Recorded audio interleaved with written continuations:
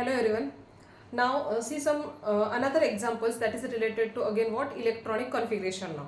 पिछले दो लेक्चर में हमने देखा था कि how to write the electronic configuration of an element or atom, as well as we also detect the position of that particular atom present into what here periodic table now. ठीक है, अब इसमें भी वही पैटर्न हम देखने वाले.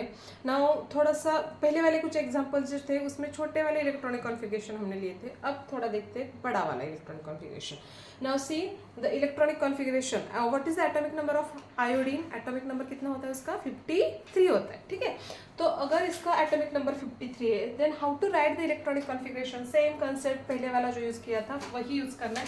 पहले ये वाला जो पार्ट होता है इसमें कितने होते हैं टोटल इलेक्ट्रॉन्स? 10 इलेक्ट्रॉन्स फिल होते हैं ना. ठीक है, तो पहले क्या करोगे? See here that is 1s2 आएगा, यहाँ पे आएगा ये 2s2. 2s2 के बाद कितना आएगा? ये 2p6. 2p6 के बाद कितना आएगा? ये 3s2 आएगा. 3p6 के बाद how much it is? 3s2 के बाद 3p6. 3s2 के बाद 3p6. 3p6 के बाद कितना आएगा? ये 4s2 आ रहा है. अब 4s2 के बाद क्या आएगा? यहाँ पे 3d10 आएगा. What is that? 3d10. 3d10 के बाद कितना आएगा? अभी ये 4p6 आएगा. ओके, 4p6 के बाद कितना है यहाँ पे? 5p sorry which one is that? 5s2 आ रहा है. 5s2 आ रहा है. ठीक है, अब देखते हैं कि कितने टोटल नंबर ऑफ इलेक्ट्रॉन्स है. 2 + 2 2 + 2 ये टोटल कितने होते हैं? हमारे टोटल इलेक्ट्रॉन्स होते हैं ये 10. बराबर है ना? पहले वाले की वीडियो में हमने बोले थे these are the total how much electrons? 10 electrons. यहाँ पे हो गए ये 12 इलेक्ट्रॉन्स दैट इज 18. 18 + 2 कितने हो गए? 20. 20 + 2 कितने हो रहे हैं यहाँ पे? 30. 36. 36 प्लस ये मतलब कितने हो रहे हैं यहाँ पे? 38 इलेक्ट्रॉन्स हो रहे हैं. ठीक है, अब 38 हो गए. हमें कितने चाहिए एक्चुअली? 53 इलेक्ट्रॉन्स को फिल करना है. तो यहाँ तक तो 38 हो गए. 38 कहाँ पे हो रहे हैं? ये 5s2 में हो रहे. आफ्टर 5s2 यहाँ पे कितना होगा? ये 3d10. बीच बीच में देखने नंबर ऑफ इलेक्ट्रॉन्स कितने 4 फिल हो रहे हैं यहाँ पे. अब ये होगा 3d10. 3d10 का मतलब यहाँ पे ये होगा 48. अब देखो, अब नियर बाय आ रहे हैं हम. यहाँ पे ये हो रहा है 48. 48 प्लस ये 6 कर लो, तो ये 6 किया तो कितना होगा? 48, 49, 50, 51, 52, 53. 6 नहीं हो रहे फिर. मतलब यहाँ पे लास्टली क्या लिखना है हमें? 5p. 5p कितना लिखना है? 5p आएगा ये 5. क्यों आएगा? क्योंकि 48 है.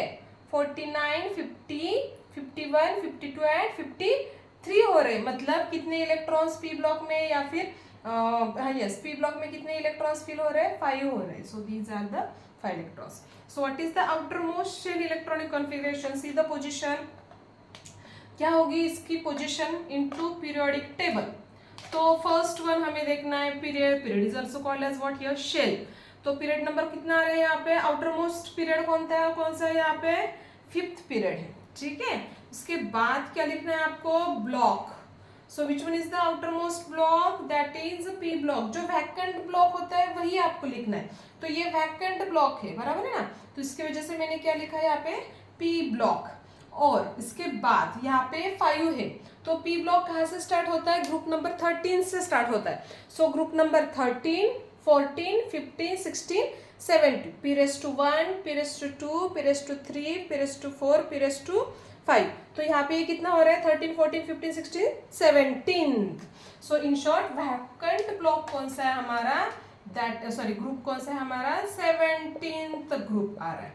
समझ में है ना? p⁻5 का मतलब कौन सा ग्रुप होगा यहाँ पे? ग्रुप नंबर 17th हो रहा है ना. ठीक है, चलो देखते हैं इसकी पोजीशन करेक्ट है या नहीं है.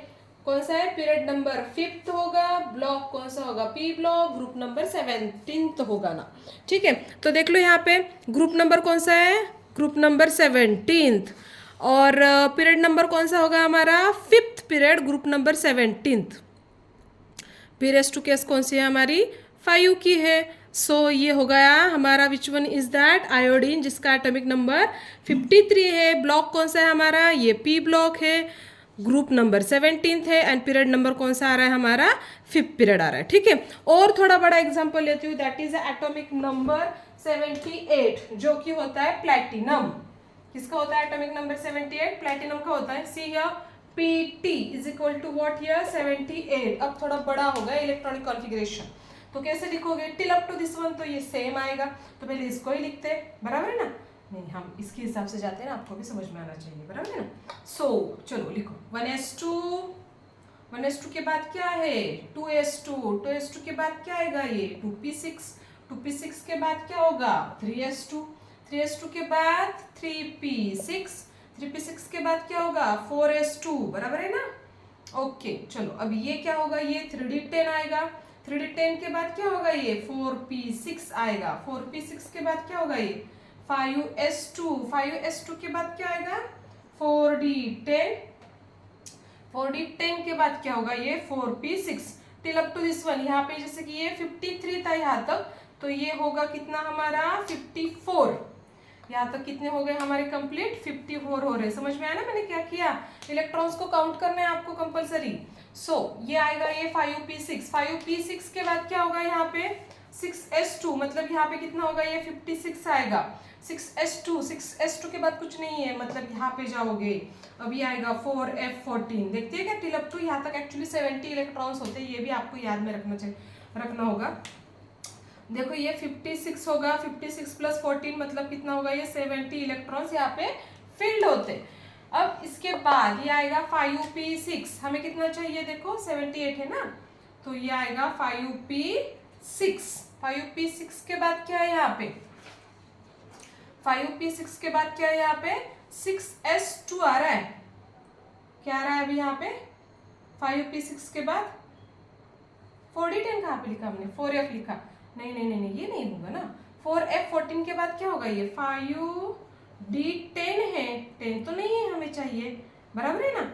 ये क्या होना चाहिए ये 5d10 की पावर है, यहाँ तक तो हमें 8 ही इलेक्ट्रॉन्स को फिल करना है, मतलब यहाँ पे आप क्या लिखोगे 5d8 लिखोगे, बिकॉज 70 प्लस 8 मतलब कितने हो रहे इलेक्ट्रॉन्स हमारे 78 इलेक्ट्रॉन्स हो रहे। सॉरी। अब देखो इसकी पोजीशन कैसे लिखोगे, इसकी पोजीशन थोड़ी अलग होती है, थोड़ा इंपॉर्टेंट है ये पार्ट। अब इसका पीरियड लिखोगे, देखो पीरियड कौन सा होगा, आपको पीरियड लिखते समय कौन सा लिखना है आउटर मोस्ट पीरियड और लार्जेस्ट पीरियड लिखना है आपको, आउटर मोस्ट पीरियड और लार्जेस्ट पीरियड। ये लार्जेस्ट नहीं है, इसके लिए आपको लास्ट 3 जो पार्ट है ना ये देखना पड़ेगा। जब डी की पोजीशन वैकेंट होती है ना तब आपको क्या करना है लास्ट जो होता है ना पार्ट वहां पे देखना है। यहाँ पे अगर देखोगे तो ये 6 है, 4 है और ये 5th पीरियड है, तो सबसे बड़ा वाला पीरियड कौन सा है 6 है, बराबर है ना। तो मैंने लिखा चलो ये हो गया हमारा 6th पीरियड। समझ में, जो सबसे बड़ा वाला पीरियड है वही आपको यहाँ पे लिखना है डी ब्लॉक के लिए, डी एंड एफ ब्लॉक के लिए। समझ में। अब इसके बाद ब्लॉक, ब्लॉक कौन सा वैकेंट है, वैकेंट ब्लॉक लिखना है आपको। तो वैकेंट ब्लॉक कौन सा है डी ब्लॉक है, तो चलो मैंने लिखा ये डी ब्लॉक। अब इसके बाद आपको लिखना है ग्रुप, तो ग्रुप के लिए फिर से वही फॉर्मूला वही फंडा आप यूज करोगे। डी ब्लॉक कहाँ से स्टार्ट होता है पहले वो कंसेप्ट क्लियर कर लो। तो डी ब्लॉक स्टार्ट होता है हमारा थर्ड ग्रुप से, third, fourth, fifth, six, seventh, 8, 9, 10, 11, 12, मतलब क्या हो रहा है 3rd to 12th आता है ये ग्रुप। कितना होता है D block element 3rd to 12 होता है, ठीक है।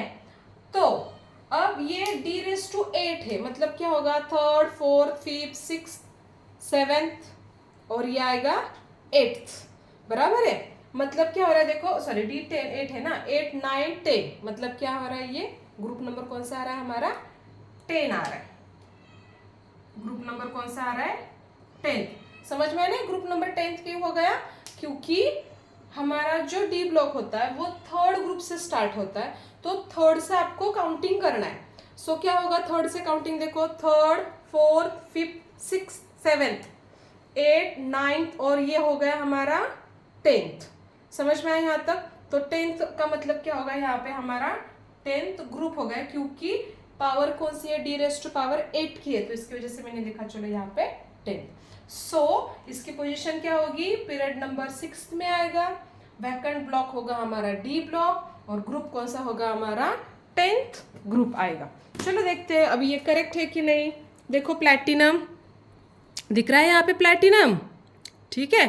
अब यहाँ पे ये जो प्लैटिनम है तो यहाँ पे ये प्लैटिनम कौन से ग्रुप में पीरियड में आ रहा है, देखो 6th पीरियड में ही आ रहा है।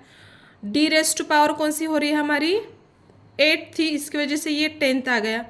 अगर d⁻11 होगी, सॉरी d⁻9 होगी तो 11th आएगा, d⁻10 होगी तो ये 12th आएगा। क्योंकि हमारे d⁻8 थी तो इसकी वजह से मैंने 10th लिखा। ठीक है, और उसके बाद जो ब्लॉक है वो ब्लॉक कौन सा है हमारा वैकेंट ब्लॉक? डी ब्लॉक है ना। समझ में आया किस पैटर्न में आपको इलेक्ट्रॉनिक कॉन्फ़िगरेशन कंप्लीट करने? मैंने एकदम स्मॉलेस्ट नंबर से लेके बड़ा वाला नंबर तक यूज़ किया है। ठीक है, उसी टाइप में आप हर एक एलिमेंट्स के पोजीशन डिटेक्ट कर सकते हो by using what? Your electronic configuration. एकदम इजी कंसेप्ट होता है ये। अगर आपको इजीली समझ में आया तो बाकी आप इजीली लिख सकते हो। ठीक है, जब भी आपको आंसर शीट मिलेगी पहले तो क्या करोगे, उसके बैक साइड में पहला वाला ये पार्ट लिख डालोगे, क्योंकि इलेक्ट्रॉनिक कॉन्फ़िगरेशन अगर क्वेश्चन नहीं आया तो उससे रिलेटेड और भी बहुत सारे क्वेश्चंस होते हैं ना, समझ में, जिसमें आपको इलेक्ट्रॉनिक कॉन्फ़िगरेशन की ही ज़रूरत होती है। वैकेंट पोजीशन आपको देखनी पड़ती है हर एक एलिमेंट्स की ना। ठीक है, तो इसके लिए ये मोस्ट इंपॉर्टेंट पार्ट है, इसको आपको पहले देखना होगा। लर्न करने की ज़रूरत नहीं है, अंडरस्टैंडिंग पावर जो होती है वो मोस्ट इंपॉर्टेंट है यहाँ पे ना। केमिस्ट्री कभी भी लर्न करके होती ही नहीं है, उसके लिए मोस्ट इंपॉर्टेंट क्या होता है? अंडरस्टैंडिंग पावर होती है ना। समझ में आई आपको मेरा आज का वीडियो? ओके, अगर आपको ये समझ में आ रहे होंगे मेरे हर एक वीडियोस तो प्लीज़ मेरे चैनल को लाइक करो, शेयर करो एंड सब्सक्राइब करो। एज वेल एज जो मैं हर एक एक्चुअली 11th स्टैंडर्ड के सेपरेट वीडियो बना रही हूँ, 12th स्टैंडर्ड के सेपरेट वीडियो बना रही हूँ, हर एक के वीडियो डिस्क्रिप्शन बॉक्स में क्या कर रही हूँ, लिंक कर रही हूँ, तो आप वो भी अपने वीडियोस ओपन करके देख सकते हैं। ठीक है, थैंक यू।